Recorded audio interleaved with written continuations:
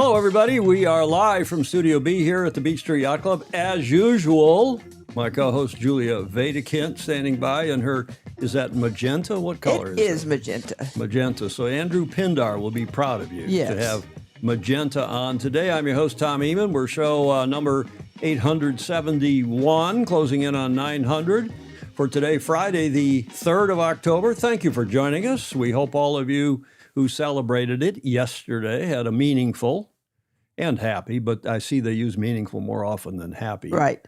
A meaningful Yom Kippur. We wish our dear friends and you, may you have a year filled with love, peace, and wisdom. Oh, gosh, yes.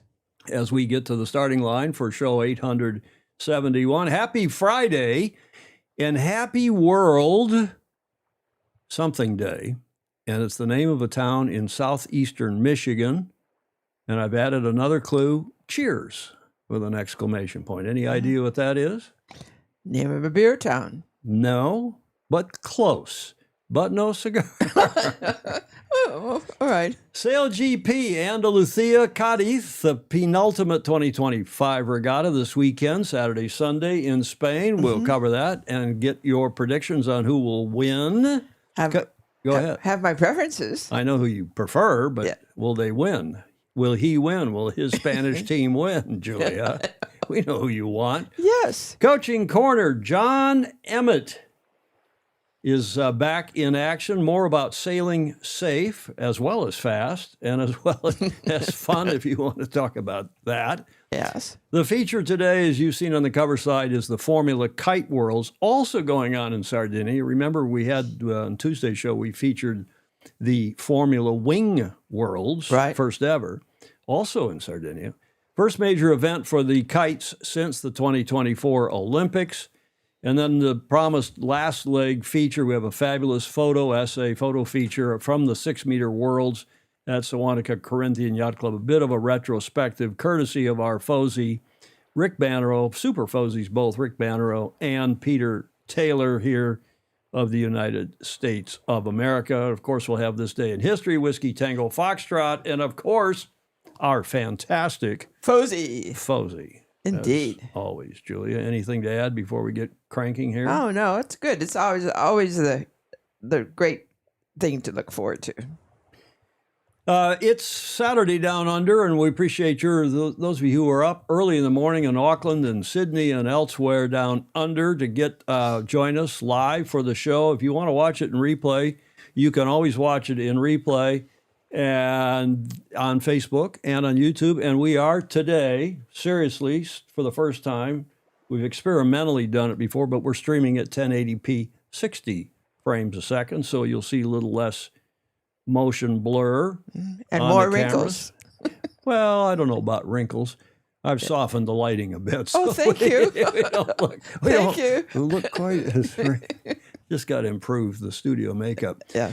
A week from today, I'm pleased to report again that Richard Gladwell, whom we postponed from Tuesday due to technical, he's normally in Australia, in his home in Auckland, but he's in Australia this week in Melbourne, and we had technical and time zone issues. So Richard, who appeared on the show on the 12th of September, 2017, was one of our very first live guests from Auckland. He'll be with us next Friday for our show number 873. He'll be back home in Auckland where he has good technical, and we will be looking forward to having Richard on. I just got to say it right here at the front of the show.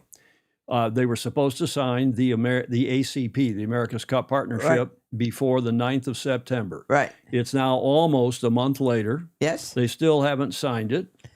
Still have not signed it. Mm-hmm. I've been checking with all of my sources this morning, and they're all, and talk about crickets. But we know why. They're still just the crickets because they can't agree on it. They've tried to cross the T's and dot the I's, and they can't get an agreement all around. There was supposed to be an announcement on Tuesday. There was not. Yeah. People thought might come on Wednesday. There was not. The America's Cup is a fustercluck of magnificent proportions, and it's getting worse. Oh, yes. It's a fustercluck, Julia. Yes. Unbelievable. Anyway, we're going to talk about all of that and more with Richard Gladwell next Friday on show number 873. In the meantime, Julie, what are we celebrating today? There is a clue there. Well, it looks beer. It does, but it's not. Oh. Or not necessarily, I should say. Oh. Today is, does anybody in the chat know what day it is? We'll come back to you in a sec because I'm sure you'll want to discuss it. Today is the name of a town in southeastern Michigan, Temperance. Oh, good. Today, Julia, is World Temperance Day. Well, which means what? Not drinking. Not drinking. Alcohol.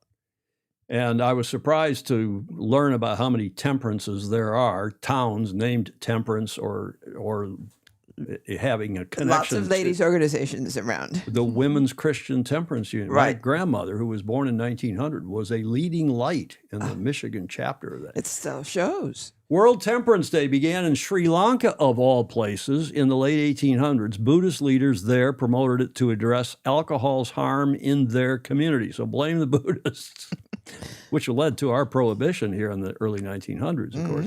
They encouraged people to reduce or stop drinking to improve family life and health. This initiative gained support and led to the establishment of the Colombo Temperance Council, which continues its work today. Yay.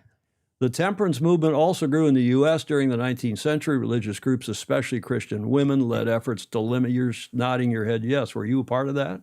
No, but Were your family was involved with that. They were? Yeah. Did you approve? I wasn't alive.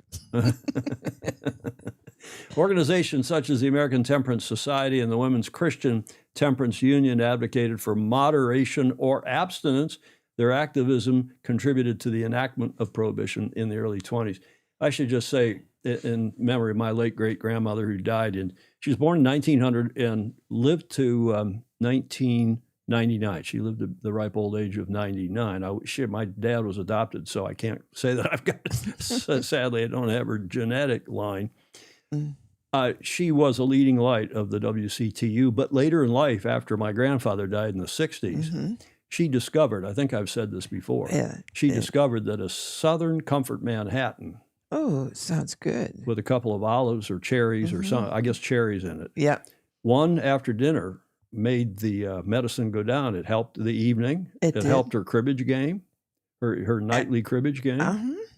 And shall we say, two helped, she discovered even better. Grandma Eamon. And may she rest in peace. And she is. Blake says his grandfather, Blake, was also born in 1900. McIrvin is in Saint-Tropez. Speaking of Pindar, the Andrews are there. He's not actually seen him. I wanted to run today from Andrew Pindar. He's sent a number of really cool photos from that event, and I haven't had time to get through them all and put them into the show, but I'm hoping next Tuesday, and maybe we can get Mr. Doctor on next Tuesday, because he did say he'd come on and give us a kind of wrap up to the big boat, the Northern Hemisphere big boat season. That's so dramatic. I love those boats.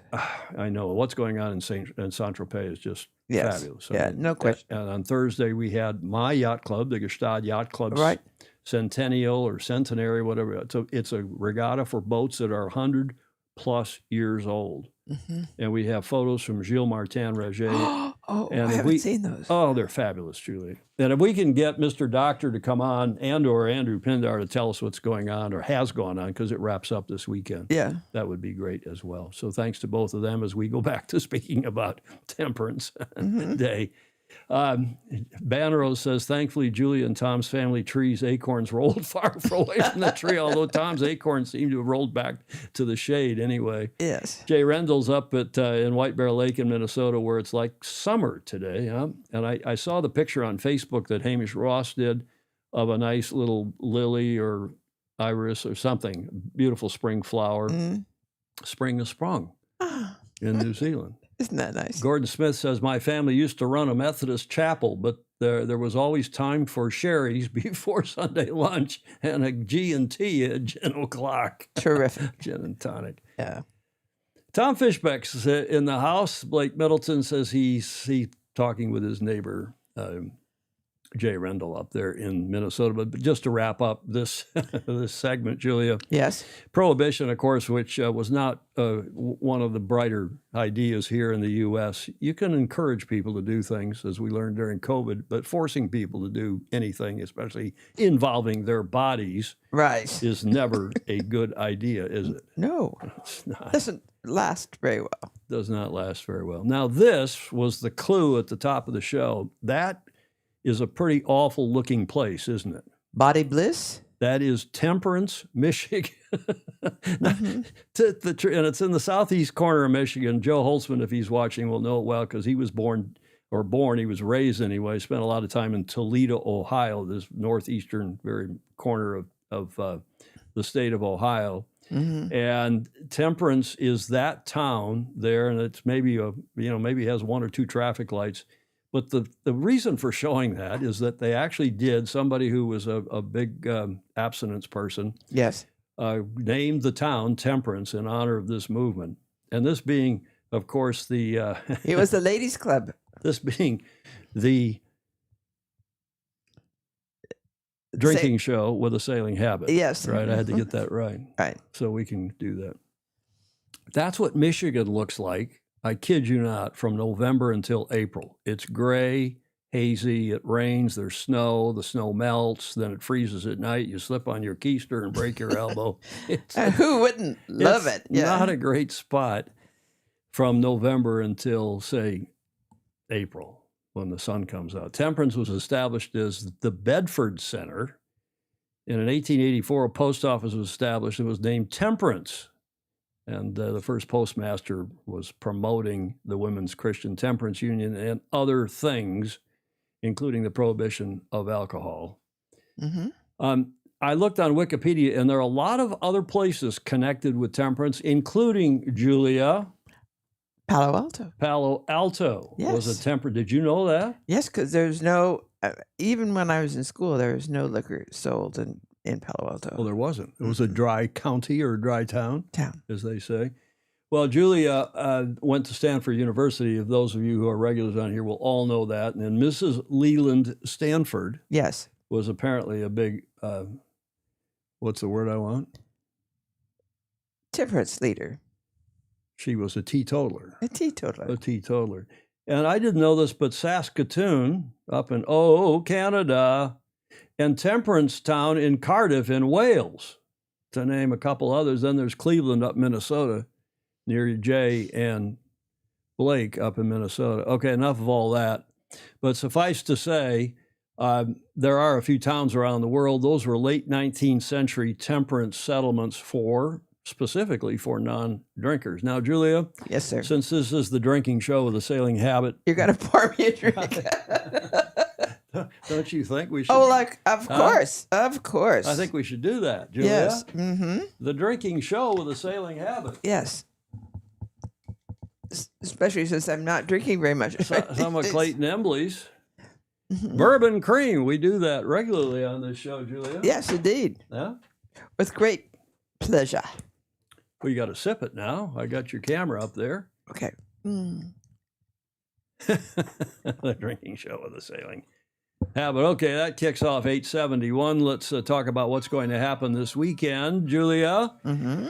In Andalusia, in Cadiz, in Spain, and we've got Sail GP, event number 11.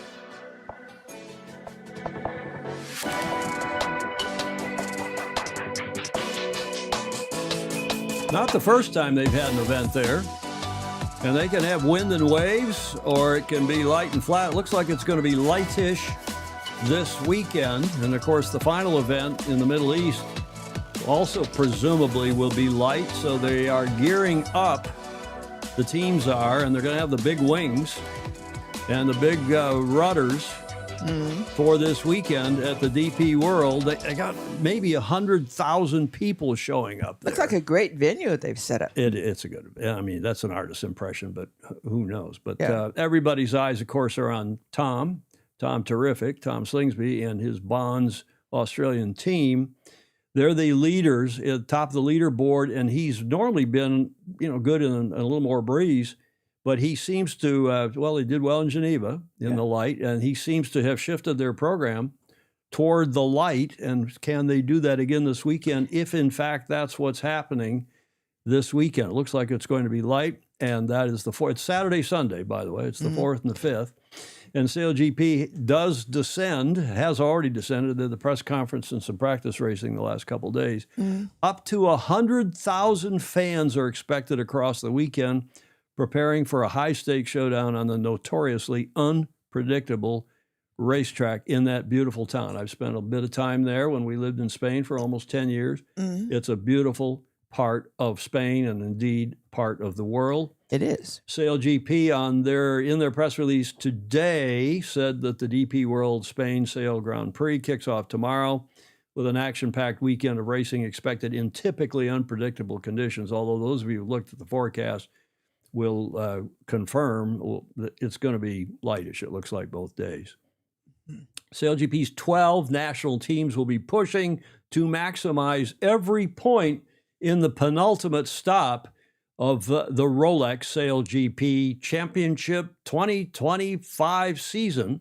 Only this event and the fleet racing portion in Abu Dhabi in a month's time stand between teams and the U.S. $2 million winner-takes-all grand final. So the way that works, Julia, is they have their event in Cadiz. They get points for how they finish in the leaderboard this weekend in Cadiz. Then they go to Abu Dhabi. They have fleet racing. And at the end of fleet racing, they add all those points in from the fleet racing into the overall season leaderboard. And the top 3 teams then go forward to the winner-take-all final. That'd be exciting. In Abu Dhabi for $2 million. Yeah. U.S. So that's the lay of the land. Tom Slingsby and the Bonds Flying Ruse head into the weekend on top of the leaderboard, 76 points, closely followed by Dylan Fletcher's Emirates Great Britain SailGP team on 75. Just behind them is Pete Burling's Black Foils in 3rd. So it's tight, as they say. But tight at the top, Julia, but then you want to read that next one? The pressure is building for home team favorites and season 4 champions, Los Gallos. Los Gallos. Depending on who Gallos. you are. Who sit in 4th on the leaderboard, just 6 points. Now, why are you so keen on that team? Because I've been following them since the start. And you think they're cute. I do. You think Florian Triddle, and you think they're all attractive. I know, but they were all talking with each other, and such a good team effort from the first day that I watched them, that they had a big understanding among themselves about what they were doing. You're not a big fan of the American team? Their social media continues just to, oh, God. I'm sorry. Mike Buckley was talking about how important he was. He had spent a day at the Ryder Cup, and then he was in Singapore for some tech conference, and now he's flying. And it's as if flying around the world is of more interest than how the team performs. Well, it probably is. Give me a break. No. Gag me, as Coleus used to say, gag me with a spoon. What does that mean, gag me with a spoon? Okay. It makes you throw up. Los Gallos, or Gallo, if you are Catalan, in Castellano, Gallos. Yeah, but there they are. The top 4 are all within striking distance. Yes. I don't think France has any chance at all. Mathematically, they probably do. But they've done really well. I mean, this year. I mean, they've improved a lot. They have, for sure. And so have Canada and Switzerland as the Swiss. The Danes are, I think, Gordon Smith would agree, we'd like to see them doing better. The Germans won last week in Geneva. So they're up a little bit, but there's the U.S. not only in last place, but Julie, they're minus 7 points for those penalties that they got. What kind of penalties? Well, when they crashed into the Brits, they got penalized heavily, as they should have. Steve Groover says SailGP needs a way to choose onboard comms you can listen to, like auto racing. Yeah, they need a lot of things, and they need to stop calling the drivers, and call them the skipper, the helm, the skipper. Yeah. And they need to use knots, because that's what everybody in the sailing world uses. KNOTS, knots, Julia. Yes. Alistair, Mr. President, Emeritus of Australian Sailing says, John is playing it safe as nobody picked Germany last regatta. I'm going to tip France in this one. What did John, did he pick up above? Emmett says the USA are potentially a danger to themselves and others. Blake says, I love it when Julia has favorites. It matters not why. And it doesn't matter at all because I'm the least experienced of anybody on this line. So I, with those kinds of things. Okay, well, let's focus in not yet on your team, but we'll focus in on Tommy Slingsby for a moment. Slingsby eyes the light wind is the headline in one of the articles today on the SailGP website. Yeah. And he's looking for a light wind edge, not only here in Kite, but also because of this final light air venue in Abu Dhabi. So there's Slingsby ahead of his arch rival, the Brits, unless the Kiwis are his arch rival. Tom says his Bonds Flying Roos have transformed their approach with a focus firmly on light air racing as the Rolex SailGP Championship heads into the closing stretch of Season 5. Speaking ahead of this weekend's DP World Spain Sail Grand Prix, Andalusia, Cadiz. Boy, there is a mouthful. Yes. The Aussie driver admitted conditions that once unsettled his team are now becoming a strength. Well, that's good for them.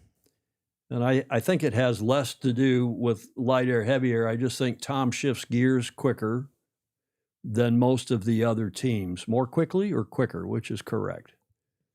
More quickly. Quicker. Thicker was quicker. But I think as they're going to bigger rigs, as they go down to the rudders with the bigger foils on the bottom of them, I think Tom and his team are quicker to adapt when they reduce the number of crew from 6 down to 3. By the way, what sport? It somehow cheapens SailGP. It cheapens our sport when the viewers are watching and they say, oh, they only have 3 people on the boat today. What sport? I was talking to Commodore Harrington about this the other day. What sport reduces the number of players on the field due to the conditions? Not baseball, not football, not rugby, not cricket, not ice hockey, not basketball. Tell me a sport. Now, if you get penalized in ice hockey, somebody sits in the sin bin in the penalty box. Yeah. Okay, that's a penalty. I get that. And there's a few other sports that have penalties like that. But none of my them depend goodness, on the wind. Exactly. Julia, call your buddy Coots up and tell him it's Croutonic to change the number of people on the boat. I know they're trying to get the boats to foil. And I know. You know that. I know, but it's still Croutonic. Tell me if I'm wrong, you all in the chat. We got a lot of people on in the chat. A lot of people. Gordon is already predicting Australia, France, and Denmark. Gordon Smith, he's got to have the Danes in there. Ben Nichols, hello, Ben. He agrees with Ted's predictions. Where's Ted's predictions? I don't see Ted's predictions. They must be up further up at the top. Repeat your predictions if you would, Ted. There's Ryman, who's on live from Cape Town in the Republic of South Africa. What else? Josh Tozo, SailGP has options to watch from different boats, onboard cameras, and comms in the app. Okay, including the race committee if you want to listen to them. Fine, most of us want to be entertained and want to have a director that chooses the shots and presents a nice program so we can sit back and have our coffee or our beer or relax and have a presentation without us have to fiddle fart around. And you probably like that, Julie, because you love to fiddle fart around on your computer and your phone and your TV all at once, all day long. All day long. Well, Tom is, I think, just quicker to adopt to these varying conditions and devices. He says, for sure, we're trying to become better in light air. Historically, we always wanted the big wind and big waves, and we're a bit scared when it went light. That wasn't our strong suit. But these are quotes. But now we're comfortable in everything, and actually the focus to be more comfortable in the light airs than heavy airs is the goal of this year. We're definitely, he says, on track with that. With the Season 5 Grand Finale set for Abu Dhabi, where light breezes are expected, Australia have made versatility. See, that's a better word. That's a better way of how I was describing it, maybe. Yeah. Versatility, their priority, with Slingsby's team aiming to be a threat in all scenarios. And Julia, you'd think poorly of me if I didn't have a video. And here was Lisa Darmanen's walking around her walkabout in the paddock this morning, and she caught up with several of the top sailors, including Tom Slingsby. Good. Tom, you guys are once again back at the top of the leaderboard, but points are super close. Are you enjoying this sort of high-pressure point of the season? No, not really. I'd prefer to have a nice lead going into the last few events and relax and just fully focus on a 3-boat final, but that's not the position we're in. We've got to fight, and knowing the Spanish are the team in fourth trying to knock everyone off. Last year they sort of snuck into the final with their battle with the French, and then they knocked us all off. So we know they like the pressure. They want to upset people. And so, yeah, you can never rest and be comfortable when you know that they're only a few points behind. And you kind of touched on it in the press conference, but also in what you've been saying that, it's a different season. Points are tighter. We're going to a final in the Middle East, which is different to San Francisco. But Geneva was an awesome event for you. Do you feel like you've broken that light wind curse and now you're ready for anything? We've still got a lot of work to do. I mean, I think where our skill set is going down the range better now. Like, previously, if you were on and off the foils, we really struggled. Now it feels on and off the foils, we're quite good. But when you're purely off the foils, I think especially personally, I've got a lot of work to do to get better. And our team has work to do there. If it's no foiling whatsoever, we need to get better. And Geneva obviously had the light airfoils come on board. How has that changed things? Has it changed much, or how much do you think that's improved the F50? The boat is way better. It's more responsive. You speak to any of the drivers. The boats foil earlier. They glide for longer. They can do maneuvers in less wind. The whole package is better. But I mean, we're talking small amounts. It means we can sail in maybe 1 to 2 knots less wind now and keep foiling. But yeah, the boats are better. They're always improving, which is great. The SailGP keep that innovation and keep improving the boats all the time. And yeah, we've got to keep improving in that light stuff because Abu Dhabi historically is a light air venue. And the other sort of variable you have in those changeable winds is you can now go 3, 4, 5 or 6 people on board. How do you sort of adapt when it's sort of a last minute call? It's really hard to adapt actually to the changes, whether it's the changes to the race course, they move the start, they move the marks as you're sort of preparing. Oh, sorry. Hi, Leah. And then, or you go to you change how many crew. You might do all your warm up with 5 people on board, and then a few minutes before the start, they go, actually, we want 3 on board. And then you're like, okay, wait, what do I have? Because you have to cover 2 more jobs. It's mine again. Exactly. So we're always just reminding each other, hey, remember, it's you invert the wing. Hey, it's your sheet out of the maneuver. And we have to just keep reminding ourselves so we don't make mistakes because you don't get time to practice a lot of the time. Final question for you is we've had 3 events in Cadiz. I think you've made the final each time but haven't won here. Is this the year? No, that's false. It's not false. You've won. We won. You won here. The first oh, here, I wasn't here that time. That's why. The windy one. Oh, the windy one. Yeah. Well, you're hoping for a repeat of that. Yeah, for sure. No, we love Cadiz, and we all say it's one of our favourite events on the calendar, and it's our favourite European leg. I think for us, we like you can get everything. You can get waves, flat water, you can get light winds, strong winds. We love that. And yeah, we've tasted success here, and we want to do it again. All right. Thanks so much, Tom. Have a good weekend. No worries. Thank you. We want to do it again, Julia. Yes. He's a great guy, very articulate, Mm-hmm.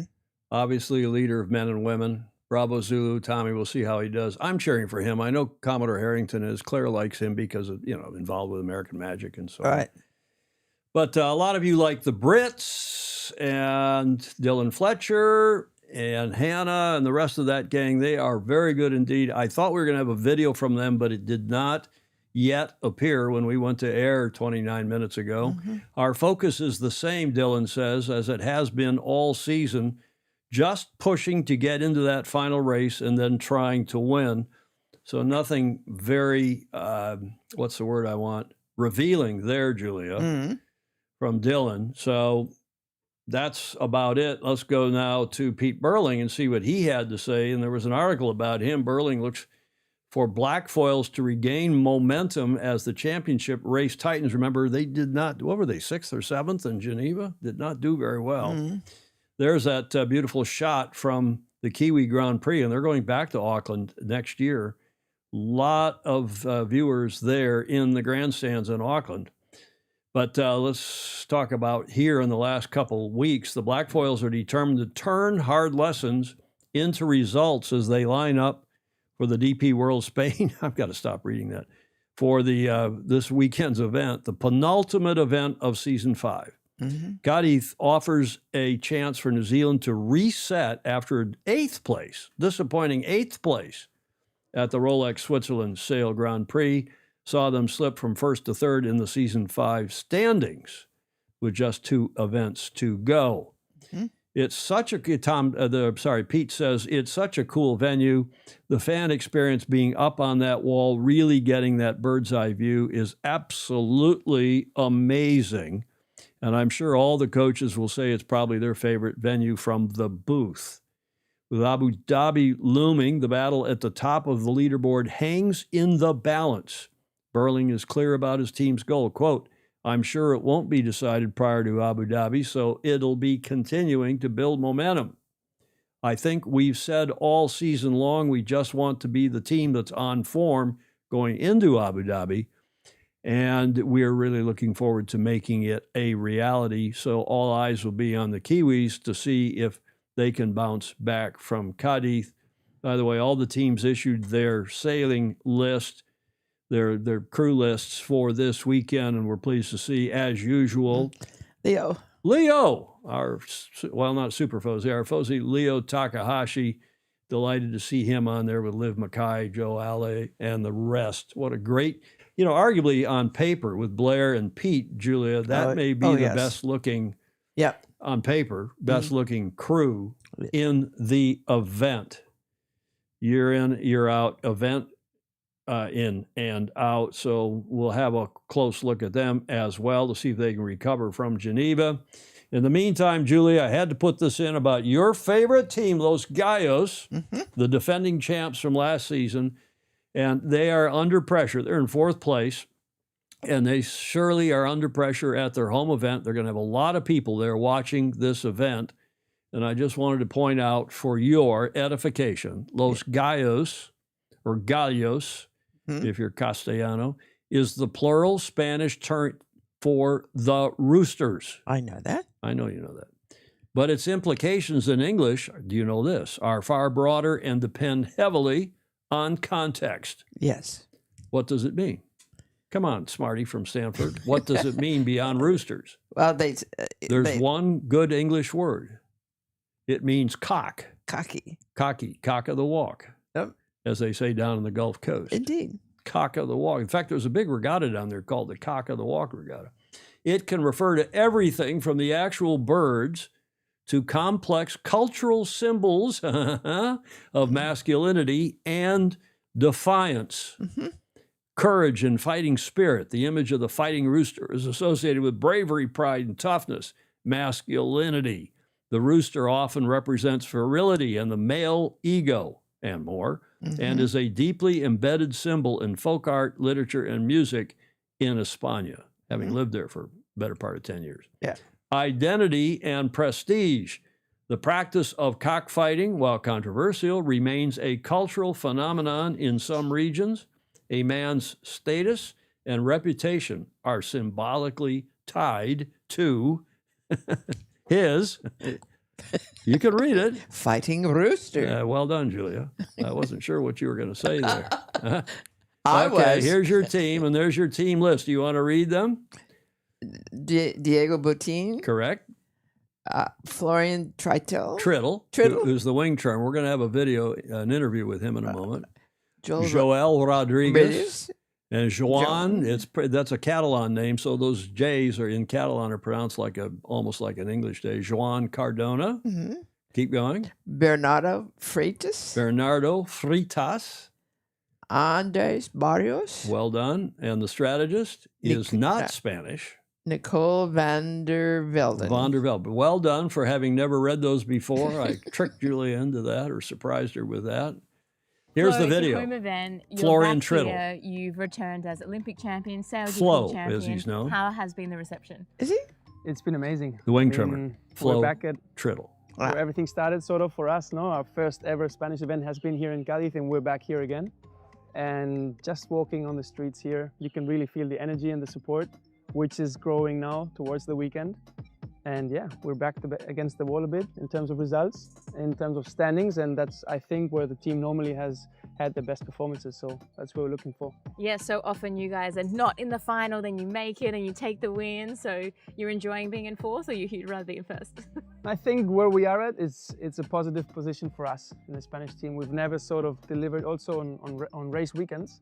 On the first day, you can rarely see us deliver a really good performance and then maybe drop down. Normally it was the opposite. So on first days, we're rather average and then excel more on the Sundays.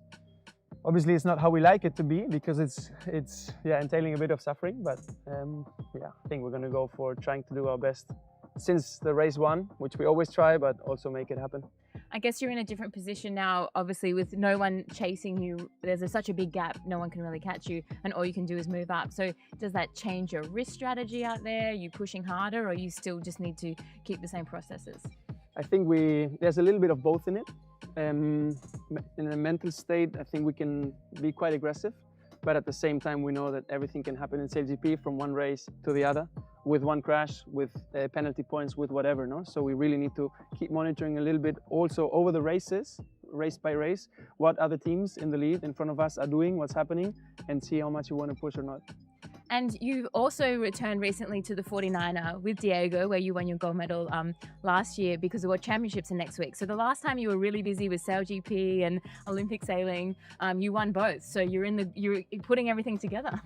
It's not that I haven't thought of it, but it's true that this time it's really tight. So last time we had SailGP in San Francisco, grand final, and then 2 weeks later the games. And now it's SailGP on the weekend and on Tuesday. So in 2 days, not 2 weeks, we start the 49er World. So it's very tight, but we're going to give it a go and try to deliver good results in both championships. And here you have the crowd behind you. For so many people at SailGP, athletes, staff, fans, this is one of the favorites on the calendar. Why is Cadiz so special? I think Cadiz is even special for Spanish people in Spain. So if you're from the north and you come to the south, you already feel that it's special, no? And then I can imagine how that escalates over the world if all of us come to an event with this energy of the people that you can really breathe on the streets. And if I'm not wrong, the Marea Roja, the red tide, that is how our crowd is called, is the only crowd in SailGP that has an own name. And you can, if you are watching the racing on Saturday and Sunday, you can know why they have their own name. And do you want to say anything to the Spanish fans? Vamos gallos. I even know what that means. Exactly, that's good. Well, good luck this weekend, Flo, and enjoy the crowd, the energy, and the racing. We will, thank you. Julia, you've been grinning from ear to ear through that whole interview. I'm sorry, I haven't heard him speak before. Well, that's why I played it. I played that specifically for that reason, because I know him a little bit, not well. But I had not seen him in an interview. Normally you get Diego Botín. Yeah. And I thought he's so articulate, so nice. Yes. He's got his little TikTok hair. He's cute and articulate. Yes. English is perfect. Yes.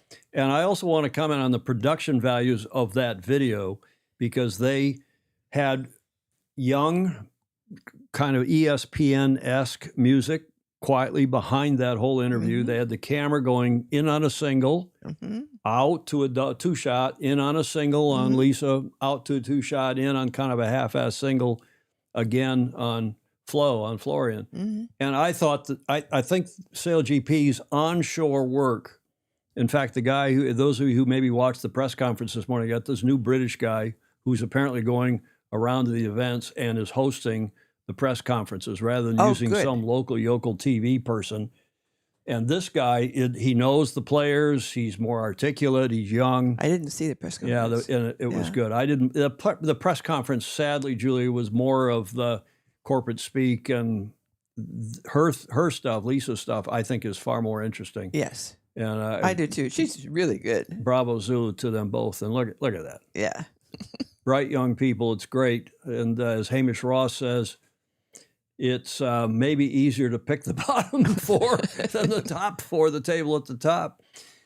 And John Emmett says, I will watch the 49er Worlds, which start Tuesday. We'll watch it as well. We'll cover it next week with great interest. 49er Worlds just 2 days later. Yikes. Exactly, Blake. That's what was all my reaction as well. Steve Gruber is picking the USA to finish.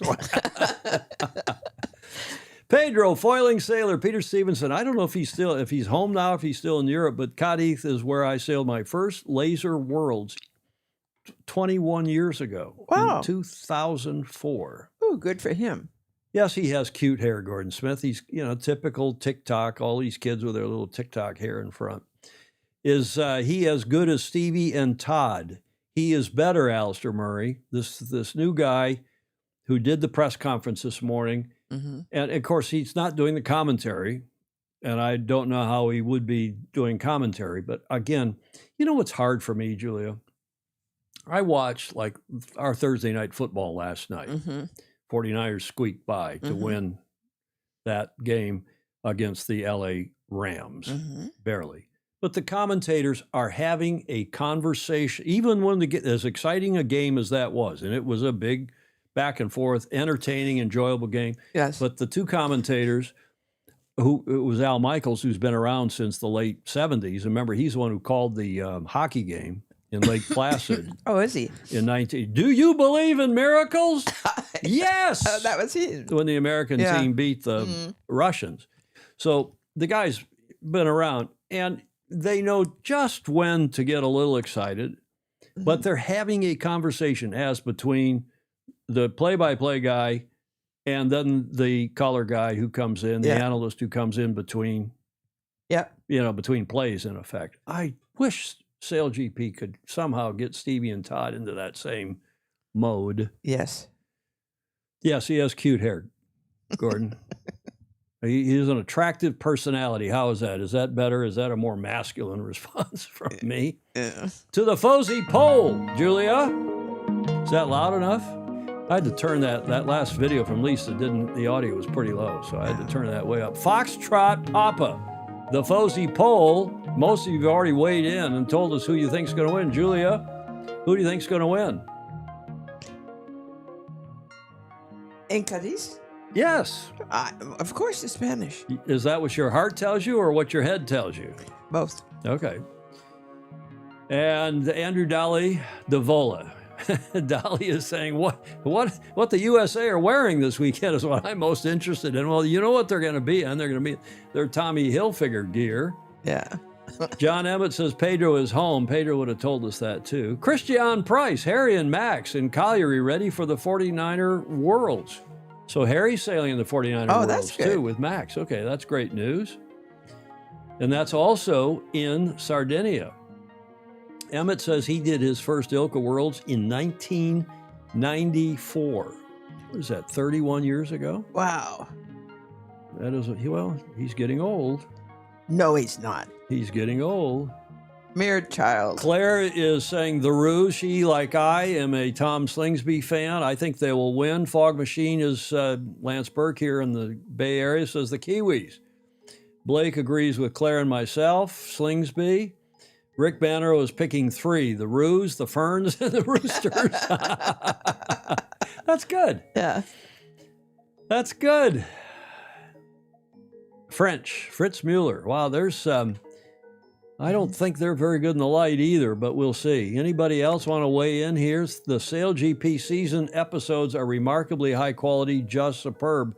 That, of course, is from maybe SailGP's #1 fan, Dogzilla Monster on YouTube. He is Stingray on Facebook up in Seattle. Ed Worley's picking the Ruse as well, so he thinks Tom Slingsby. I don't know how we get, Julia, somehow we've got to get a list of these people. We have to have a prize for our own season prize, because we do this now routinely after every, before every SailGP event, and we should then keep a scorecard and see who makes the best predictions over the season, and they can have a season prize. We could give them, instead of $2 million, we could give them $2. Good idea. We'd have to borrow it. We would. Fascinating that all this is attached to nationality. Well, it is, and of course they are kind of, for the most part, sort of, national teams. So bravo Zulu to SailGP for that. Bravo Zulu to all of you for your predictions. And we shall see on Tuesday. We'll cover wrapping this up on Tuesday's I think show. nationalities do make a difference. Huge difference. People want to cheer for their national team. Right. Like tomorrow, they want to cheer for their college. Yes. Michigan will be playing Wisconsin on Wisconsin on. They have a great fight song in Wisconsin. know. Who's Stanford playing? I can't remember. Oh my goodness, Julia. I, I think it's somebody from the East, and it's not a team I know. I think so. That didn't just ring me in the. Ed Vitrano says Australia, New Zealand, GBR. That's a pretty safe guess. Chris Fury saying NZL, GBR, AUS. That's a safe guess. Rick Banner says, let's all play for Saffron. Would Alistair Murray mind? I'm just mad about Saffron. That was a fun. I went back and rewatched that segment from Tuesday's show. That was a fun segment. It was. Full Sail University has a broadcasting college, and many high-profile commentators teach there. Where is Full Sail University? Baton Cannon, a.k.a. Baton Rouge. By the way, he says that the University of South Carolina's team mascot are Los Gallos. Oh, are they? That's what he said in the chat up above. I noticed missed that a few minutes ago. Okay, we'll wrap this up. Day one, tomorrow, is live on YouTube, and it's live on some television channels around the world, but unless it's geo-blocked in your country, it will be live on YouTube at 0630 Pacific, which is 9:30 Eastern, 1330 UTC, and that's for you in Auckland, that's 0230 in the morning, your Sunday morning, and then I don't know what, is it 2 hours earlier now? And they're changing, I think, in Australia this weekend, their clocks. So that is the Gamecocks. Oh, the Gamecocks, Los Gallos. So that's sort of Los Gallos, Baton Rouge. In any event, those are the TV times. Tomorrow, Saturday our time, and Sunday our time, day later down under, obviously. They did a preview this morning at 6:30. I watched. They did? Yeah, some of it. Well, you have that new TV in your bedroom. How would I know that? How would you know that I couldn't get it on that TV? I installed that TV in your bedroom yesterday. I know. Jody Shields joins us from Sydney, or up north of Sydney, presumably. The bloke that does the press conference is a pommy TikToker comedian. That's the target audience. Well, if he is, and that's good too, Jody, because the guy is good. He's probably not a yacht racer, but he did his homework, and I thought he did quite a good job this morning hosting that press conference. John Emmett, Storm Amy is hitting the UK tomorrow, so probably can watch Sail GP live. Again, that's at 0630 here on the West Coast, 9:30 on the East Coast, 13:30 UTC. Jody is picking now. He's saying Italy, Australia. Italy? He's picking Italy to win. Wow, okay. That's an aggressive pick. Italy, Australia, and Spain. Julia, you seem to be the only one picking Spain. Well, that's all right. Okay. Well, let's see what happens, and we'll report on all that and more on Tuesday. I've been the only one picking them the entire way through. Well, you are, if nothing else, loyal and faithful. Speaking of loyal and faithful, he never misses a show, or rarely. I can't remember when the last time he didn't do a video. Sometimes he does too. John Emmett, Coaching Corner. Super Fuzzy John Emmett from Great Britain. Get to the front of the fleet. Hi, Tom, Julia, and all the Fosey. So a follow-up, in other words, a double hitter about sailing being a dangerous sport. And I was really delighted to see the comments, because I think a lot of what I do, it's about giving information, but it's also about just starting a conversation. Now, we need to say, actually, there's danger in everything. There's danger just crossing the road, especially if you spent 30 years of your life as a coach blowing whistles and your hearing's not too good. And it's all about context, because, you know, for sure, some sports are far more dangerous. You've got sports where the aim is literally to hit each other in the head. I mean, I'm sure that must be right up there. And the broad spectrum of sailing, actually sailing is probably very safe, because when you do youth sailing, the RYA, you have 6-to-1 coaching ratios. The boats and indeed the equipment are very, very safe. Your toppiers, your oppers, and all the rest of it. And actually, a lot of the clubs are very self-managing, because the sailors will choose not to sail when it's above 20 knots anyway. You know, there's lots of fair weather sailors in the UK, which is when it's 30 degrees and 15 knots, and obviously we don't get that very often. But we do need to raise the awareness about the safety of the extreme part of the sport. So that's the boats which are incredibly big, powerful keel boats or very fast moving foil boats, because we don't want to be having the conversation after there's been an accident. And I said the future at the moment looks like there's going to be more and more foiling classes and more high performance boats, and that means inherently there's a little bit more danger. So you'll see even in Ilkas, you know, some people will race wearing crash hats, etc. And I think, you know, as I said, danger is just part of life, but it's really good to try and do good risk assessments so we can minimise the danger and keep sailing fun for all. And on that note, keep sailing fast, and keep having lots and lots of fun. John Emmett's regular Coaching Corner segment. John Emmett Sailing, get to the front of the fleet. And we always say at the end of his segment that we're really pushing hard. All of us here at Sailing Illustrated, the Fozy, Julia, myself, Mr. President Emeritus. We can call him MPE. I finally got it. MPE for Alistair Murray. Mr. President Emeritus. We're pushing for Brisbane 2032 to get at Paralympic sailing, get sailing back into the Paralympics as a demonstration event. Please support that. Please do anything you can do. Get your country to show up in Oman for this Paralympic World Sailing event coming to you in late November, early December. Somebody will tell us that.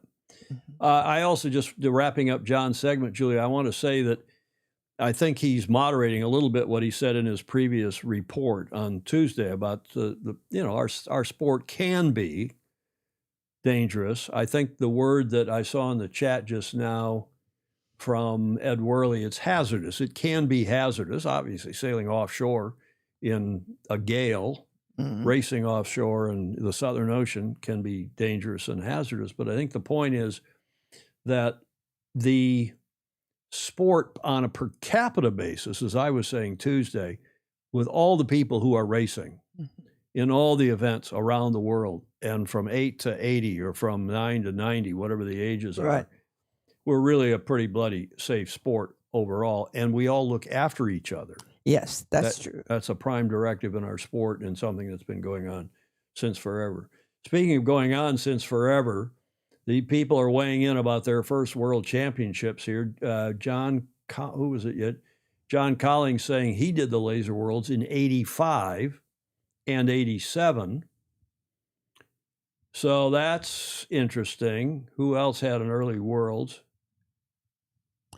I like David James' comment. You want to read that? My dad won a Rhodes 33 in a domino game at the Stag Cruise. So après race can be dangerous too. I'm surprised David James didn't weigh in, Julia, about where your Stanford football team is playing this weekend, because I see Blake did. Yes. No wonder you don't know where they're playing. It dawned on me that one reason I didn't know is because they have a bye weekend. Yeah. All the college teams have one weekend off over the course of the season. Booms can hit you in the head as well. Yes, Ted Ryman. Yeah, we keep hearing these rumors about DeVos looking for a team to buy. We'll see. Jody is confirming that we don't need the clocks. We need the chat here. Not much wind, so foiling won't be a big thing this weekend. Well, we'll see if Tom Slingsby can adapt well to that. And everybody's talking about Storm Amy, which didn't hit us. It went through, I guess it went through the middle of the Atlantic, right? And went up. Now it's hitting Europe. Hope you all survive that. Blake did his first laser race in 75. I got you all beat. I did my first Sunfish Worlds in more or less 69, 70, 71, somewhere in there. Wow. Around about 1970, and then did a Fireball Worlds in the 70s as well against Bob Fisher, who won it, by the way. Wow. The late, great Bob Fisher. I actually read about your racing championships late, and I noticed there were about 50 of them. Oh, no, I won a few, but I'm too old. That was, if you haven't won in the last, 10 years, you're. I know, but I was amazed. Oh, well, I knew. Even a blind pig finds an acorn, as my dad used to say, or a turnip. Back in the, thank you, Julie, you're very kind. There was another comment I wanted to read here. Again, on the safety issue. Gordon Smith, we are safe when we have respect for each other. Sailing is not a contact sport, or it should not be. Yeah. Crash hat, John M. Fog Machine. Crash hat. Crash helmet, we would say, but crash hat, I like that. John Emmett doesn't even wear a Speedo under his wetsuit. John's never going to. He's never going to live that down, Julia. And I think Pedro Foiling Sailor, he felt bad after he took it. He didn't expose anything. No. John's the one who said he doesn't wear anything under his wetsuit. I don't know. Well, okay, let's give us something to talk about. Let's move on, shall we, Julia? Mm-hmm. How's that bourbon cream? Better and better. Is it? Mm-hmm. The drinking show of the sailing habit. When I was a young dinghy sailor, I used to wear a woolly hat.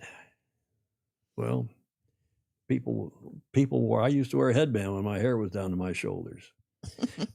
Jay Rendell, I did an intergalactic tech dinghy regatta in college at the University of Wisconsin. I think Jay's about my age, so that would have been in the 70s, I suppose. Yeah, and Wisconsin, who Michigan is playing this weekend, the University of Wisconsin is on Lake, what's it called? Lake Mendota? What's the name of that lake in Madison, Wisconsin? Lake something. And it's a fabulous setup there at the University of Wisconsin. Mm-hmm. And they have their sailing team there and their rowing team and so on. Somebody remind me the name of that lake. Great stuff. Okay, we told you on Tuesday about this first ever Formula Wing. Yeah, it is Mendota. Thank you, Jay Rendell. My aging brain is still... My aging brain is still in. Julia will confirm. I came in here after getting hair and makeup and come rushing in here to get us on the air in the last 10 minutes. And I put my glasses on. I said, man, Julia, my eyesight's really getting bad. And you said, have you cleaned your glasses lately? And I cleaned my glasses. My God, I can see the monitor. I can suddenly see the monitor and all these buttons a lot better with clean glasses. Oh, man.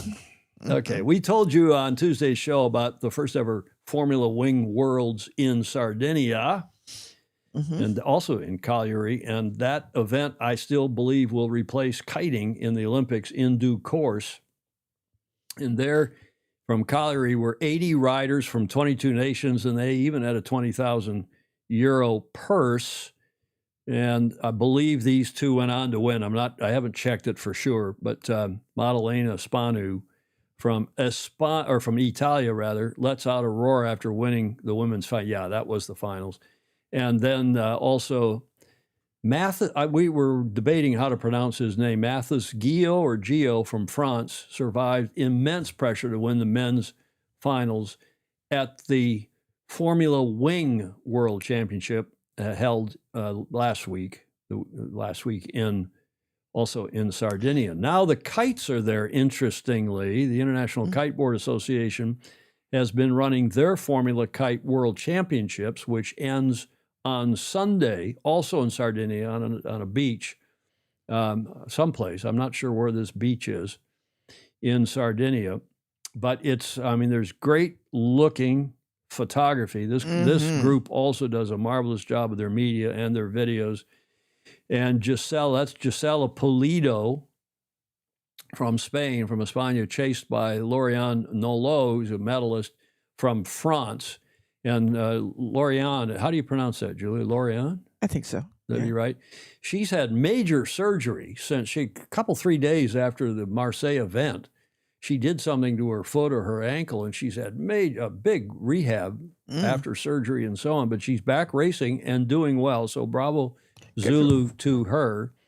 She's in the hunt. The racing now, the medal racing goes on tomorrow and Sunday. Also, interestingly, there's an Aussie gal whom I don't know, but you Aussies will be pleased to know that Brianna Whitehead, I think she's in 7th place and has actually won 2 races. She's had a couple bullets. So bravo, Zulu, to her.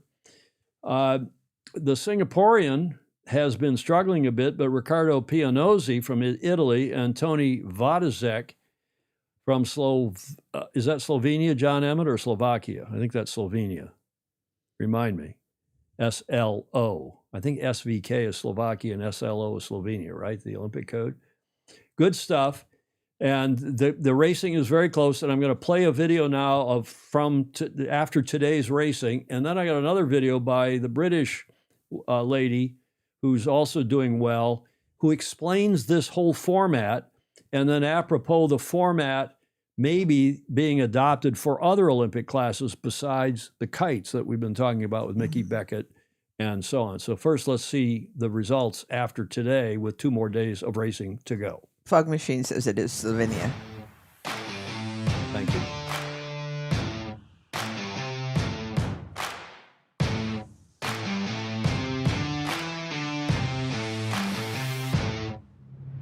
Quattro Sant'Elena in the south of Sardinia, and the world's best kiteboarders are here to compete in the Formula Kite World Championships.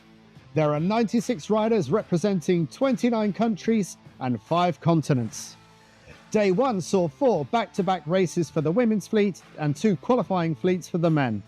Jesse Kampman from the Netherlands took the early lead in the women's fleet, holding a 5-point advantage from France's Olympic silver medalist and defending world champion Lauriane Nolot in second. 6-time world champion from the USA Daniela Moroz holds 3rd place overall, just ahead of Britain's Olympic champion Ellie Aldridge in 4th. In the men, Max Mader, the defending world champion from Singapore, won all 4 of his races in his half of the qualifying draw. Local Italian hero Riccardo Pianozzi holds 2nd place ahead of Switzerland's young up-and-coming talent Jan Stragiotti in 3rd. After the light onshore winds of the first day, day 2 brought a strong offshore Mistral breeze with big gusts and wind shifts. Brianna Whitehead won 2 of the 4 races, moving the Australian up to 3rd place behind Lauriane Nolot in 2nd, but with the ever-consistent Jessie Kampman remaining top of the women's scoreboard. A perfect 4 wins from 4 moved Riccardo Pianozzi to the top of the men, although he's still tied on points with Max Mader. Brazil's Bruno Lobo won a race, but it's Jan Stragiotti who continues to hold 3rd overall. More strong and gusty offshore breeze for day 3, and Spain's Gisela Pulido mastered the conditions to win a race, but Kampman and Nolot continue to hold the top 2 spots. In the men, Max Mader won all 3 of his qualifying heats, while in the other group, the wins went 3 ways to Tony Vodicek, Wojtek Koska and Riccardo Pianozzi.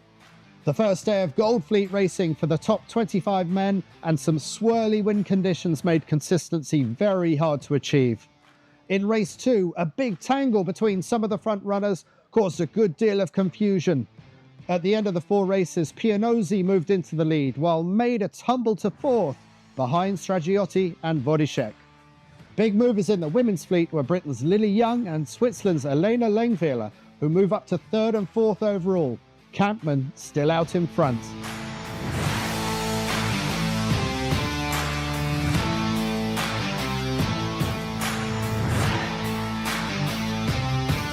Okay, there's the current setup going into this next 2 days of racing, and they have this 8-boat ultimately finals, or not finals, but they get down progressively from 8 boats down to the last 2 or 3. Max Mader related. No, I checked that once before, Peter Taylor, and Max Mader, I do not believe, the Singaporean male kiter, I don't think he's related to Michel Mader, who we know from the 12-meter and from the Americas. I actually know Michel quite well. And I think I pinged him once and asked him, or I asked somebody on here who knows Michel well and says, no, they're not related. Definitely not great for TV. Jody Shields is saying, yeah, and I wanted to play those 2, I showed you those 2 pictures, from those 2 series of pictures from the, first from the wings and now from the kites, because, you know, you don't have the tangles in, there we go, them. Fog machine, we call the tangles a catastrophe. But you don't have the tangles, and you also have the whole vehicle and the sailor athlete, have them all in the same shot in the wings, whereas you don't have that for the kites. As Jody said earlier on in the chat up there, he said, or Ben Nichols says, how is this good TV for our sport? It is impossible. It is impossible to follow. And Jody, before that, the comment I was going to refer to, tell me a sport that doesn't look like sailing without telling me. How do you untangle the sails and get back in a race? Good question, Ed Worley, down at the bottom. Okay, so that's going on in Sardinia now, but a little more here from that. There is, Julia, your local hero, Danielle Moros, whom you heard referred in that video, Right. and Max Mader also. And I guess Max Mader has climbed back up. He was struggling earlier on, but you just have to get into the final 8 then, and then have a good last go-around here. And I'm going to have this lady explain, and this is the clearest explanation of this I've seen, and you'll notice at the end of the video, she even goes on to say, well, this is such a good format that we use here in the kites. Maybe the ILCAs and even the 470s and other classes ought to use it in the Olympics. Here's that explanation. Mm-hmm. The beauty of sailing is that we have so many variables that are involved in our racing. We've got the wind, we've got the waves, we've got different kite sizes, we've got so much going on the race course, and that's the reason why we have a long series of races. That's why we have 4 or 5 days of racing beforehand, and you do lots of races, and the best person overall in those conditions will come out on top. We've heard from quite a few different people that sailing is changing, the way that it's broadcasted is changing, and the format is going to change. The kite format has been really good for all of last cycle, and I think everyone should definitely look at it and see what they think for the other classes. Top 2 go through to the grand final, and then it's a battle out to win the final, but with the caveat that if you go in first place, so if you've won the week, you have already got a race win. It may be more than 1 race, but it's unlikely to be more than 4 races, I think. It's not often that you have more than 2 races in a final. And also it creates an element of excitement, you know? If someone else wins, you're like, wow, like this is carrying on, this is really exciting. It grips you to the TV, like you want to stay watching for longer. I think this format has total relevance to any Olympic class, any sailing class. I know the boards have been doing it since forever, really, and the windsurfing have been doing a similar format last cycle, but for sure it can be done for the ILCAs, the 49ers, 470s, everything. Like, it can be still as exciting for them as it is for us, and still make it fair for everyone in that top 8 going into the last day. Julia, do you want to start with your comment or any of the comments in the chat that are rolling in? No. Okay, then I'll go to the chat. First of all, we have Fog Machine, a.k.a. Lance Burke here in San Francisco. The format is a shambles. We've used it, remember, here in San Francisco, arguably, this all started here in southern Spain and a few other places, but it was big here on the bay, the kiting. And kiting has now been replaced almost completely. Correct me in the chat if I'm wrong, but it's been replaced almost completely by the wings. Yeah. So Fog Machine, who does a lot of race committee work at St. Francis Yacht Club, which has been hosting these events off Crissy Field for years, or the sailors afterwards at least. The format is a shambles. We've used it for national and international kite foil championships at St. Francis Yacht Club, and it's confused everyone. David James, above that, another local and a lawyer, says, I was on the protest committee for one of the first kiteboard regattas before there were specific rules, and it was nearly impossible to apply rules on overlap rooms. Well, David, they umpire. You have to umpire events like that. They're too fast moving. And then you get the problem like you had. There was the shambles of umpiring in Marseille, which Mr. President Emeritus MPE will confirm. In fact, Alistair made a comment in here. I was on the water in Marseille watching the kites, a terrible spectator experience. Yeah. Jody Shields, the sailing needs to find a way to be easily understood, easy to understand for the non-sailing community, for the sport to stay relevant in the Olympic movement. Forget tradition. The Olympics is moving on from long-form racing competition. It needs to be good TV. Mm-hmm. Winner take all, Dolly DeVola says, winner takes all finals do not reward consistency. It's not all. It should not be all about TV. Ed Worley, who's on first? What's his name on second? Jody Shields, again, replying to Dolly DeVola. Andrew, Unfortunately, the Olympics is now all about TV. Mm-hmm. Julia, did you read Magnus the Magnificent today? No, I didn't. Magnus, with whom I sometimes, let's see, I've been practicing how to put this, with whom I sometimes disagree, but we often agree. Yeah. Probably more often than not on things. Maybe not related to the America's Cup, but then we have different motivations, different frames of reference. Yes. Julia, Magnus wrote yet another column about the star class, and he went on at great length about. I almost came on here and said, I'm just going to read Magnus's column because it's so good. I'm going to read the whole damn thing. Right. Because it was really, really good. And he talked about how competitive the star class has been for decades, how many people have won races at the Worlds, how many people have won more than one race at the Olympics, which is precious few, only once or twice. Yeah. And how great that class is, what a visual spectacle it is, how interesting it is for so many countries to be involved in a highly technical class, and how, and the point's been made not only by Magnus Wheatley, Magnus the Magnificent, as I call him, but by others saying to get good in the star class, you have to matriculate, you have to come from some other class before that. Yeah. And we've also talked about how unusual and terrific it is that you can win 37 years later, too. Well, that's such a rare occasion, and that's only because Paul is a horse, and he's worked so hard at fitness. And he does. And he's got good genes, obviously. So I really think this television thing and the Olympic format thing is, I don't know. We're going to have a panel discussion here, I'm sure, at some length here in the next weeks. Fog machine, LA Olympics will have we just saw that announced. We'll have flag football, which is American gridiron, with instead of tackling each other, you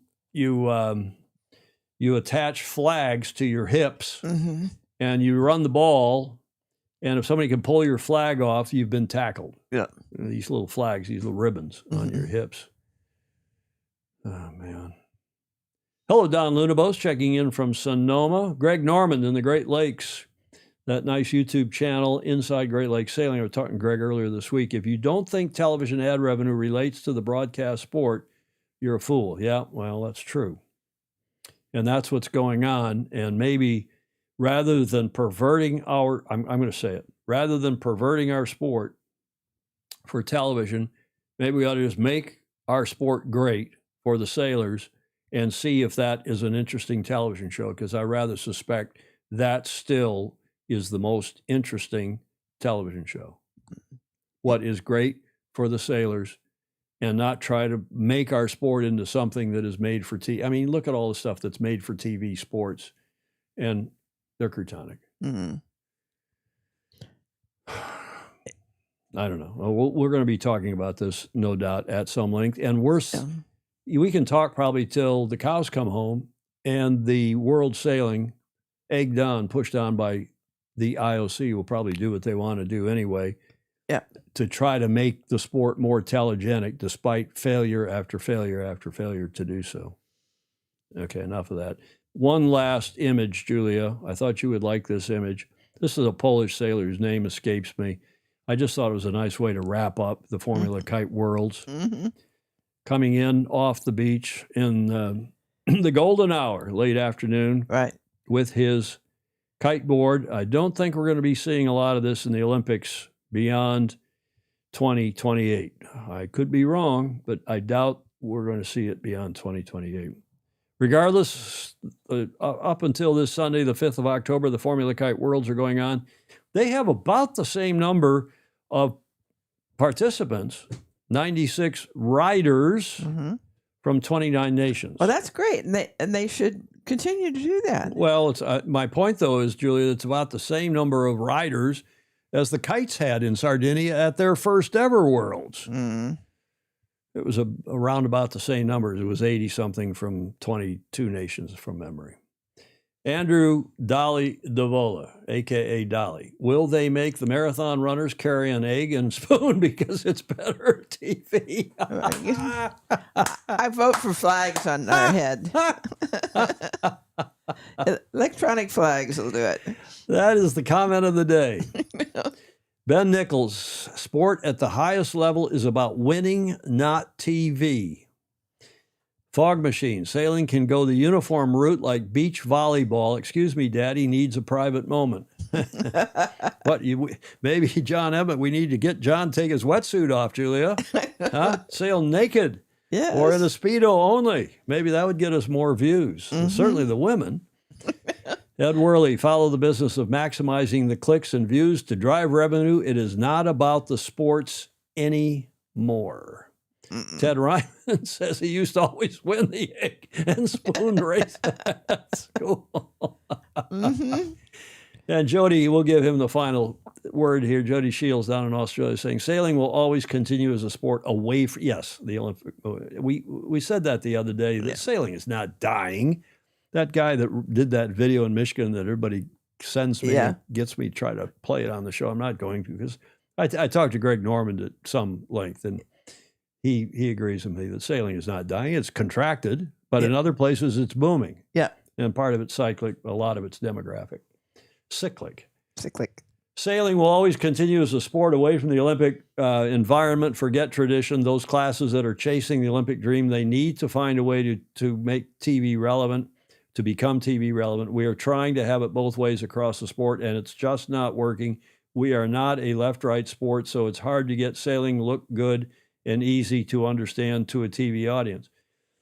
I think if the event is interesting to sailors, it will be compelling for a TV audience because you have a story to tell.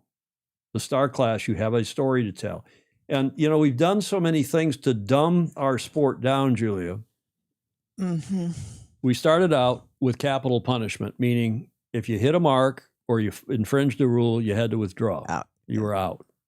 And then my dad, who Dick Rose and others gives credit for inventing the circling rule, he did. He invented for our club a rule called the 1080 rule. It was 3 circles.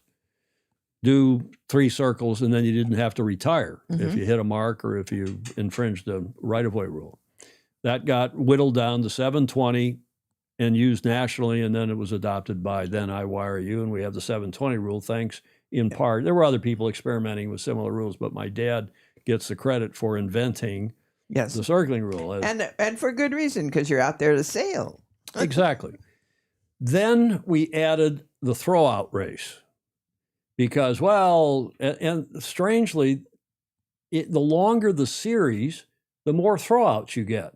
So for a while there in the 80s, 90s, if you had a 10 or 12 or 14 race series, you got 2 throwouts. Why?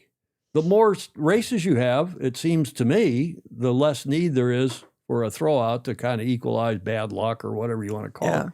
But with a redress rule, with a 720 rule, or an alternative penalty in big boat racing, percentage penalty or something, why do you need any throwout?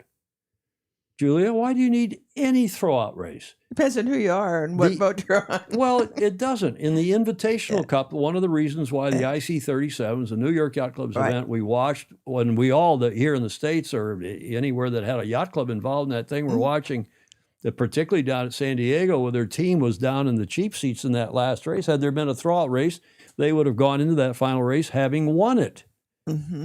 But there was no throwout race. Every race counted. You had to count the races you had to go. It makes more sense. Yeah. And it just, to me, it makes more sense. Yeah. We keep trying to pervert what is a simple, easily understood format. You get, like golf, you get low point scoring. You get 1 point for first. We used to give 3/4 of a point for first. 1 point for first, 10 points for 10th, 20 points. Add them up, add them all up. You don't get a throwout hole in golf if you have a bad hole. Why not? You don't get a throwout quarter in football or 3 minutes as you. Well, I'm going to throw out the last 3 minutes because I didn't like that or I had bad luck. Yeah. You count it all. Yeah. And Blake Middleton reminds us that college sailing here in the U.S. is always 0 throwout, period, full stop. Fritz Mueller reminding us that former Olympic classes are thriving in spite or irrespective of Olympic status. Same for classes like the Snipe, the Lightning, the 505. You would think that is a great indicator of where sailors want to spend their time and money. Well, they do. Okay. That is a final nice picture, I thought, and that event will wrap up in Sardinia on Sunday, the Kites. Julia, what happened on this day in history, the 3rd of October, 1990? 90.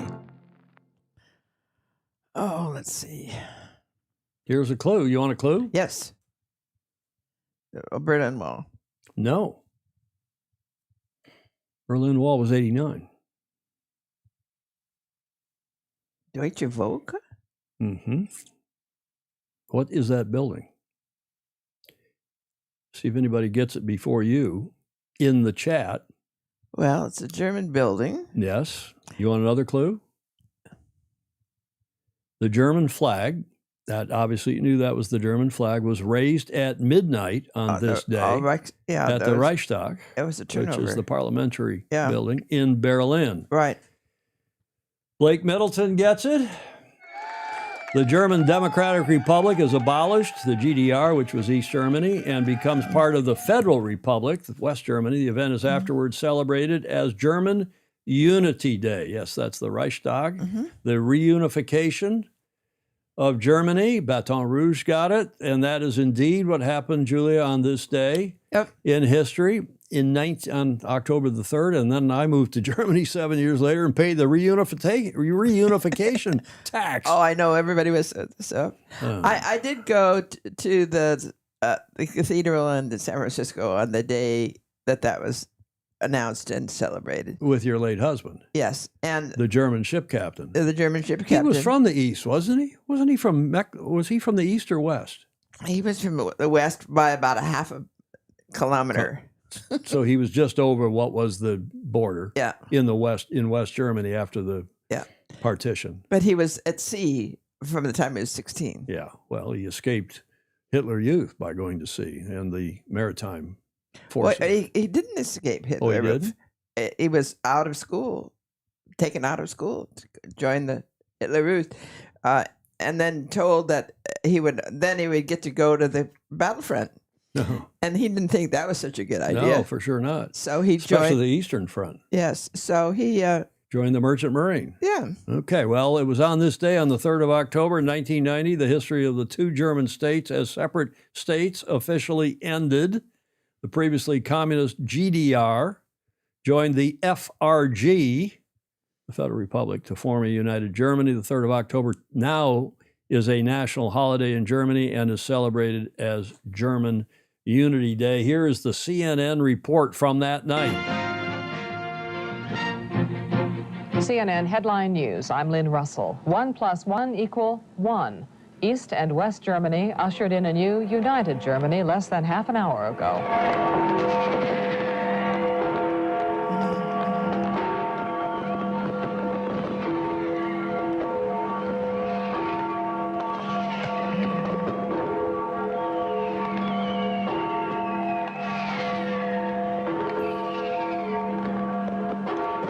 Tens of thousands of people, now simply Germans, are celebrating in Berlin on this national holiday. The party is scheduled to last right through Wednesday. All this less than a year after the Berlin Wall came tumbling down. New Chancellor Helmut Kohl and other leaders joined in singing the national anthem. As former East German Prime Minister Lothar de Maizière put it, what for most had been only a dream has become reality. I don't know why that American flag, I didn't edit that out of the end of that clip, but does that bring back any memories? Oh, yes. Yes. German Unity Day on October 3rd, this day in history in 1990, Julia. Yeah, you pay tax in Germany on, I think the German unification, I think that tax is over now. I don't remember. Yeah, that was, everybody said, oh, yeah, let's get together, and then we have to figure out a way to pay for it. So everybody... Well, East Germany was in such a shambles. Yes. Their economy had collapsed. Yes. Or was in the process of collapsing and worse. You also pay church tax in Germany. You also pay cable TV tax. Everybody gets free cable TV but it's not free. You pay tax for it. You have a radio fee and a TV fee. Yeah. It was interesting living in Germany. I enjoyed it. as I did living in Spain. I enjoyed that as well. The LA Olympics, unfortunately, are having lots of dollar issues and are planning to use school buses. Yeah, we heard this yesterday, Ed. Thank you for telling and reminding me now in the chat. They're planning now to use school buses to transport tourists to the event, and athletes, by the way, and no parking zones. When the wall came down in '89, there was a member of my Stanford sailing team on TV sitting on the wall. Yeah, my sister was over there too, my sister, who has lived in Germany since the 80s. She's more German than she is American at this point. Okay, Julia, we are an hour and 25 minutes into this one, and we are to the last leg, and I think we have a good last leg for you here. Actually, a couple different things of note. Good. In the last leg. The first being this big maxi event that's going, and more, but the event going on in Saint-Tropez. This photo of the week by Gilles Martin Raget it's no longer called Tip and Shaft. The newsletter is now called Sailor Z. You see that in the upper right-hand corner there? Oh, yeah? It's now called Sailor Z. Sailors. Sailors. I don't know, Sailors, I suppose. Yeah. Still by Tip and Shaft, that French media company. The 2025 edition of Voile de Saint-Tropez kicked off last weekend, showcasing an impressive maxi fleet, including Magic Carpet E, which is that boat there, designed by Guillaume Verdier and Naval Architecture and built at Persico Marine. This 100-foot, 37-ton yacht features canting keel and daggerboard and was launched at the end of last year. It belongs to former L'Oreal CEO Lindsay Owen Jones. The event concludes Sunday, and there's the link to the results. Not that that'll work for you, but it's a fabulous event. Both Andrews are there, both Andrew Pindar and Andrew McIrvin. I'm hoping Andrew McIrvin will come on next Tuesday, and we talked about that before. We'll see if his schedule is clear to talk about the maxis that are sailing there. I've got some pictures teed up now from the Gstaad Yacht Club, of which I'm proudly a founding member. From what year did we found the club? 99-ish. We were 10 of us that founded the Gstaad Yacht We have Club. to put that flag up here. We have that flag somewhere. I have it, I think. I have a New York Yacht Club Burgee too, but I was going to hang that over the top of the cup. You think I should hang it up there? No. Why not? Well, they started the America's Cup. They did. They ought to get the credit. In any event, there is that event that's going on, and that is certainly a cool photo, and we will talk more about that. Look how wide that It is a wide boat. It's a big boat. It's a 100-footer. About 30 feet. I doubt it's that wide, but it's But look close. how tall these guys are. Could be. It's a big boat. Andrew McIrvin will know. Are similar boats being designed and built in the U.S.? Gordon Smith asked, no. Chris Fury says he's heading off to dress his boat with flags for the Sandringham Yacht Club opening day in Melbourne. He's in Melbourne, of course. Oh, good. And it's their spring down there. They're getting ready to open the club officially for the year. I get to spend it with the esteemed Vice Commodore, his wife, Catherine. Yes, give her our regards. Oh, good. Yeah. And it's more than that. The last leg, I wanted to play this video again from the 6-meter Worlds because it was so popular.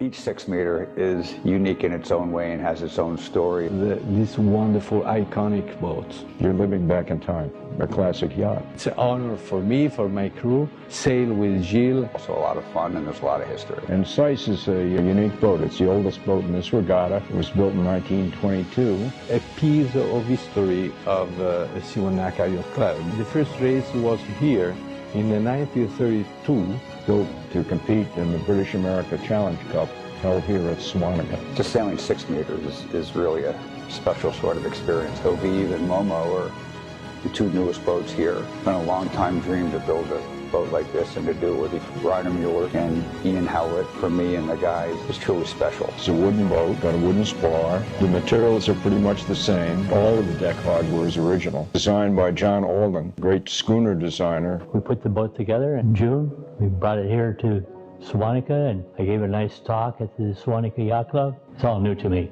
I'm just happy to be here. I think there's 2 or 3 new boats. So we'll have to wait and see how it goes against Jamie Houghton. The new boats look nothing like the old boat, yet they still have the real fundamentals. I raced with the Maxi with TP52, very modern, very fast boat, but sail with Gilles, the sensation that you feel, it's impossible to explain. There's so much that's unique about Ovive is a combination of elegance, speed, and that's a good boat. But we're sailing against the best in the world this week, and you only get to do so many boats.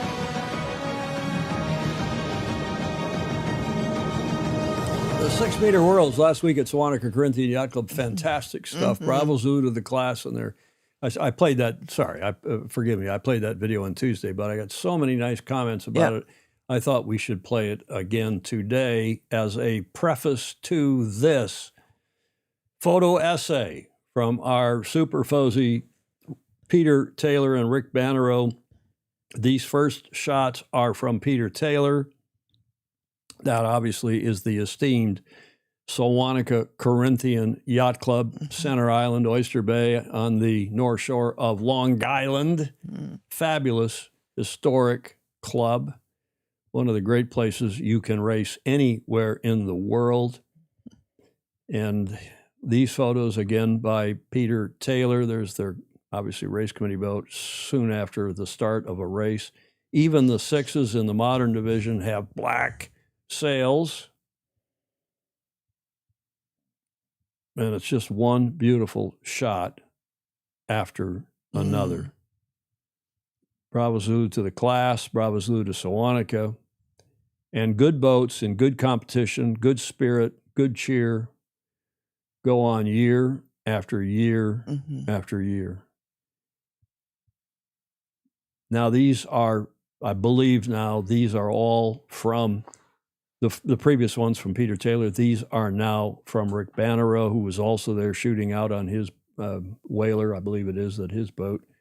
Beautiful photos. And, you know, I said this before, Julia, I don't have to, for either of them, I don't have to do really any treatment. I don't have to do any optimization of the photos. They just come from the guy so beautifully color balanced and lit. And I do great. I put these all together in about 5 minutes. Yeah. And all different lighting conditions, all different sea states. Just people having fun doing our beloved sport in boats that are over 100 years, the design of which is over 100 years old. And some of them, as you saw Commodore Taus, Bob Taus, there in that video, he was sailing the oldest boat from what, the 30s, did he say? 22. 20s? What year? 22. 22. Now some black and white shots from Rick.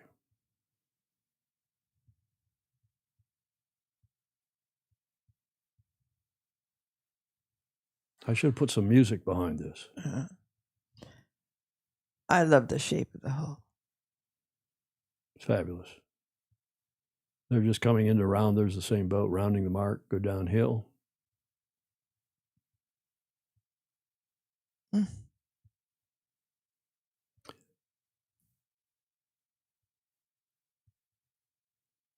There is His Majesty's boat. I don't see him in that shot. There you see him on the right, on Bribon. And they won the Classic Division. And there is the yacht Sprig, one of the oldest boats in the event. Naval architect from San Diego owns that boat and treats it like a Stradivarius. Yes, it's as he should. Beautifully maintained. DC had a tough regatta. That new boat, brand new boat of his, didn't seem to perform well. And in the worse than that, in the very first race, there was a collision after the start, not Dennis's fault. And he really lost interest after that. And I think was a little shaken by the whole thing. Chris Poole steered his boat for most of the event, was crewing for Dennis otherwise. Elegance, class, sailing skills, as Ed Worley is saying, such a cool classic yacht. Well done to Dennis at age 80, what is he, 82, I think, for attending. Huge accomplishment. Sprig is a 1930 design, Peter Taylor is saying. And also, yeah, good point from Baton Rouge. It's cool to see that not all the boats are white, seeing something other than boats that are starting line white. Peter says Dennis is 83 now, Peter Taylor. Finally, one of our favorite people in the world, Martha Parker. She is coming on the show, owns Team One Newport, is a bow chick par excellence, just a hell of a good sailor. And she's celebrating a big anniversary of her store, her chandlery in Newport, called Team One Newport. And she has promised to come on the show, and we're going to talk about life, liberty, and the pursuit of yacht racing. I bet she has a few stories. She does, Julia, and she's a marvelous human being. Everybody, I put that picture or a similar one, actually not that one. I had another picture of her, and I can't remember if it was from Peter or from Rick, but I put it up on my Facebook page. And it got so many likes, shares, accolades, because she's just a cool person, like many people in our sport, Julia. Yes, she looks Finally, the wrap up under the tent at Sewanaka. Thanks to Rick Bannerow and Peter Taylor for those photos. Thanks to Sewanaka Corinthian and the 6-meter class. Marvelous stuff. And we appreciate very much all of your contributions to this show, week in and week out, as we wrap up number 871 at the D Block. Julia, Whiskey Tango Foxtrot, your favorite, most interesting man in the world. Indeed. Whiskey Tango Foxtrot. Now you have to, this is subtle. Look at this one. Robert was saying you play the cello. I didn't get this at first. I thought it was another musical, like the banjo and the accordion, and like maybe the cello was they were worried that he or she was going to bring the cello out. Then I looked at the lady. I looked at the lady, and she's man-spreading there. Although I think you would call that cello spreading. I played the cello for a long time. I know you understand the did. problem. We dedicate that to you, Julia. That came from Claire, Claire Harrington, That's a great one. the musician among us, or one of the several musicians. And she is a keen musician, very accomplished organ player, among other things. Steve Gruber says, Martha has a lot of stories for sure. Back to Martha Parker. I have one about her. Wink, wink. Alan Long chiming in, saying thanks to Rick and Peter. Much appreciated. Marcos Weinstein. Are you in Mar del Plata? Marcos is in he's checking out Mar del Plata, Argentina, home of the Club Nautico MDP. Maybe he's down. Appreciate the show. We appreciate you, Marcos. Thank you. Peter Taylor, yes, he went to high school with Martha Parker, the youngster that they both are, Julia. Right. Okay, there's the cello joke. That's good. Huh? That's good. You got to admit it's good. Yeah. Now this one, Julia, because you went to Stanford, I know how much you love Harvard. This came from somebody who we will not, can remain nameless. Yes. Harvard, believe it or not, this is a true story, has hired a drag queen, Lahore Vagistan, as a visiting professor. They're going to teach some kind of a course about one of the television shows here in the U.S. called RuPaul's Drag Show. And this came from somebody who went to the University of Southern California. Fight On is their nom de plume here. I can't believe this, Julia, and the reason I put it in is because I think of Harvard as the Michigan of the East, and I think of your school, Stanford, as the Michigan of the West. Yes. And I know how much you love Harvard. Yes. They've hired a drag. What is wrong with these people? Lahore Vagistan. Oh, my goodness. It says here you belong in hell, but since you're from California, we'll count it as time served. That came from Sangmeister down in SoCal. John Sangmeister. Yeah, we have our problems here in California, but it hopefully is going to get better. One can only hope. David James says, yes, Harvard is the Stanford of the East. We know that you and Julia and others who went there say that, but we say it's the Michigan of the East and Stanford is the Michigan of the West, to be sure. Mm-hmm. Moving on here, a farmer in Cornwall sees a bloke drinking from his stream in his farm, and he shouts, "Was on!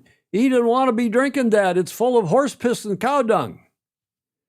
The bloke doing the drinking says, "I'm from London and just purchased a property in the village. Can you speak a bit slower, please?" The farmer replies, "If you use two hands, you won't spill any."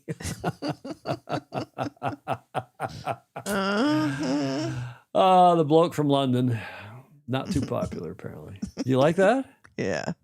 Yeah. That came from none other than Ed Worley. I thought a Brit would have sent that, but that wraps that up. Okay.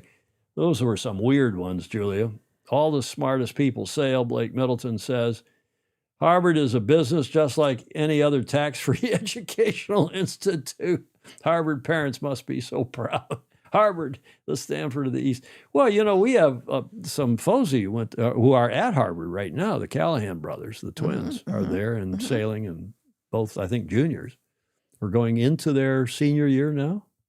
What? Maybe they're seniors now. What month is it? October. I think then they're senior year. I think, yeah.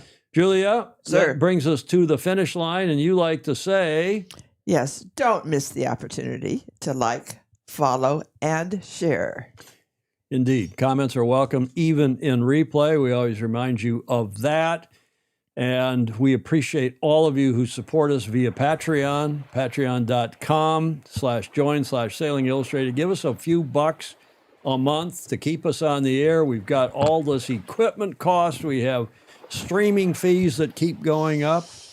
And this is, Julia, as you know, viewer-supported media. I do know that. And we appreciate very much y'all's support. We also appreciate those who gave us audio, images, and video for today's show, including that long list, and including and especially Rick Bannerow and Peter Taylor for their photos of the 6-meter class. And a reminder that a week from today, when he gets back to Auckland, Richard Gladwell will be live from New Zealand. We're going to talk about everything America's Cup.